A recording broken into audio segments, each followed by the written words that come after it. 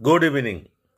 Silver zone international olympiad 2024-2025 level 1 পরীক্ষার আরেকটি update এসছে আজকে লেভেল 1-এর অঙ্ক বা ম্যাথামেটিক্স বিষয়ে রেজাল্ট প্রকাশিত হয়েছে।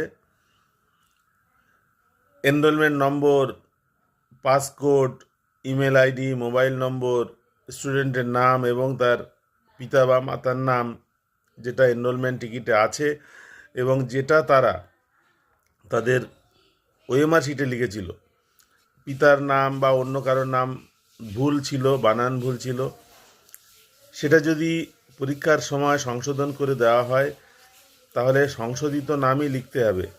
যে ইমেল আইডি তারা ওএমআর শিটে লিখেছিল কিংবা অনলাইন রেজিস্ট্রেশনের সময় লিখেছিল সেই ইমেল আইডিটাই লিখতে হবে, সেই মোবাইল নম্বরটাই লিখতে হবে। তাহলে রেজাল্ট চেক করা যাবে। রেজাল্ট চেক করার পরে বোঝা যাবে যে সে মেডেল পাচ্ছে কি না, লেভেল 2-তে চান্স পেয়েছে কি না।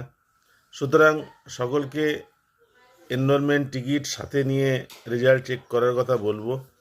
আমাদের সেন্টারে যারা পরীক্ষা দিয়েছিল তাদের রেজাল্টগুলো তো আমি জানি না। রেজাল্ট চেক করার পরে যদি তারা গ্রুপে পোস্ট করেন রেজাল্টটা, তাহলে খুব ভালো লাগবে। আপনারা রেজাল্ট চেক করবেন এবং দেখে নেবেন কার কেমন রেজাল্ট হয়েছে। ফেব্রুয়ারি মাসের প্রথম সপ্তাহের কোনো তারিখে লেভেল 2-এর পরীক্ষাগুলো হবে। আপনারা বাচ্চাদেরকে প্র্যাকটিস করাবেন। পরীক্ষার প্রশ্নপত্র, প্রশ্নের প্যাটার্ন, সিলেবাস লেভেল 1-এর মতোই হবে লেভেল 2-তে।